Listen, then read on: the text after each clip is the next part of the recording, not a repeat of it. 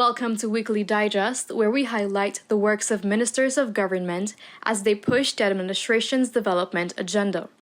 A total of $437 million was paid out to small rice farmers and millers of Region 2. The money was from outstanding payments from a 2015 Petrocarbi rice deal with Venezuela, which the former administration failed to pay out. In the Petrocarbi deal, over $450 million was due to the farmers. Imagine that. Small farmers. We got 19 farmers here today. 19 farmers who were denied that money. How many years? 4 years ago? 4 or 5 years ago. Since when? 2015. Since 2015. 9 years ago. 9 years ago. Imagine that. That is a criminal. Let me be very frank. And today, I want to say, under your government, the PPP civic government, we have already paid, get the money from Panama, and we paid that to the farmers and the millers of $1.5 billion that APNU never had and never tried to get. And today is another promise being fulfilled that we'll pay out $437 million to the small farmers and the rice millers. Also in Region 2, a new pump station was commissioned at Andrews Village. It was an investment of $528 million, and it brings the total number of pump stations in the region to 26. This project symbolizes our commitment to the people of Essequibo, as I know for a fact that Region 2 is an area that over 90% of the population depend on agriculture. It's an agricultural region. This week, the country learned that Guyana achieved a record-breaking 282 metric tons of rice in 2024. This has seen the country surpassing its 700,000 rice target. With an average national yield of 6.6 tons per hectare, the highest ever recorded in the country's history. We have increased yield from 5.7 tons in 2020 to 6.6 tons per hectare in 2024.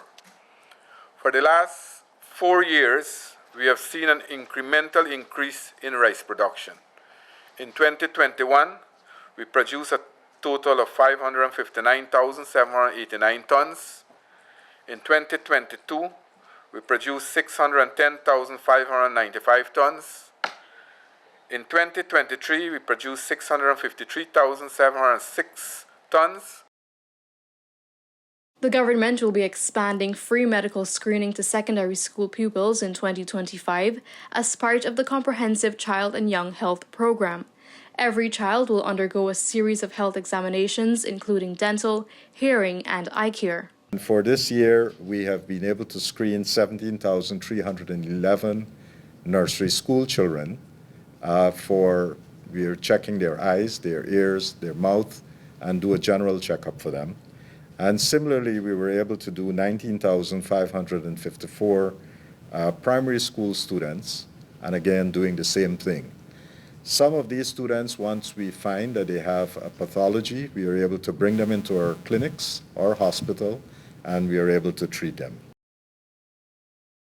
The thoroughfare in Region 2 is set to experience further upgrades as a whopping $2.3 billion in road rehabilitation contracts were awarded.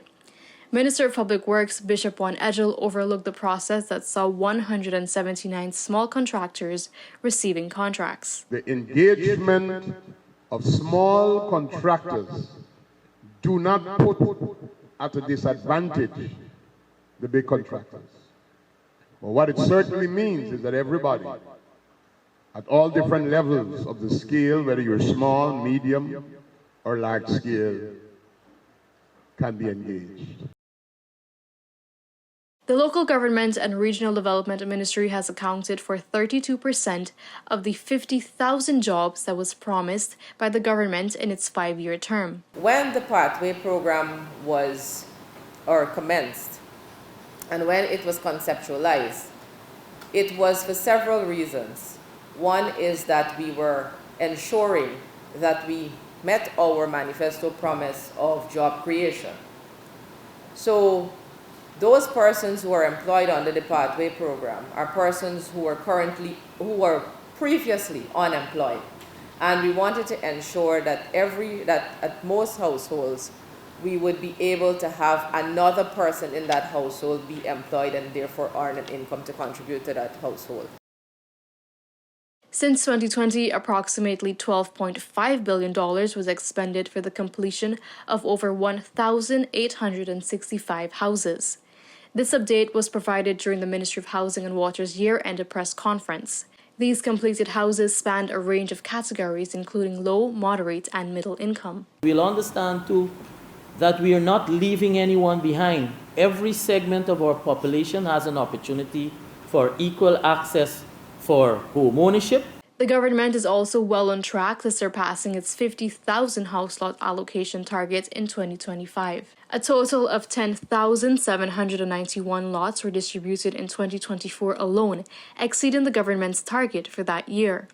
Very often we speak about women empowerment, gender equality.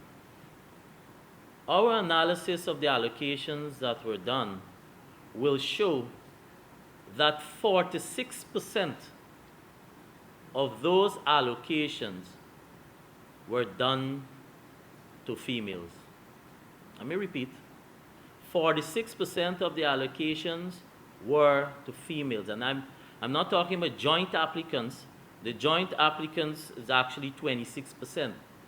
And so obviously by subtraction, their male allocations was 28%. In the water sector, thousands of Guyanese living in the hinterland have received first-time access to potable water.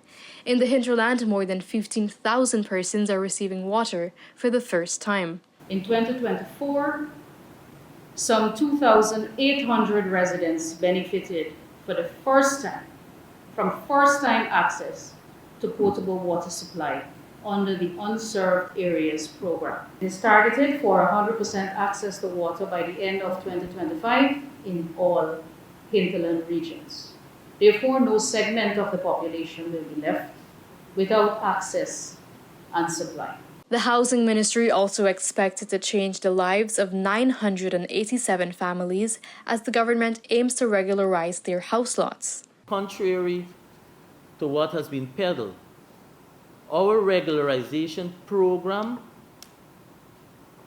has a criteria, and that does not take into consideration how persons look or persons' political affiliation.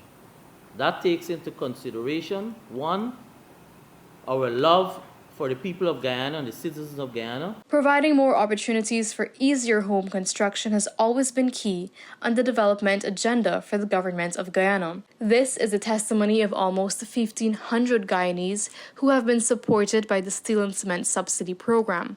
Obviously, Region 4 will be the highest, and so Region 4, $119 million overall, with 476 vouchers issued. In the year of 2024, we've invested on this program $129 million to issue 516 vouchers on this program. This has brought us to the end of this edition of Weekly Digest. For these and other government-related information, do log on to our website at dpi.gov.gy and our social media platforms as well. Goodbye.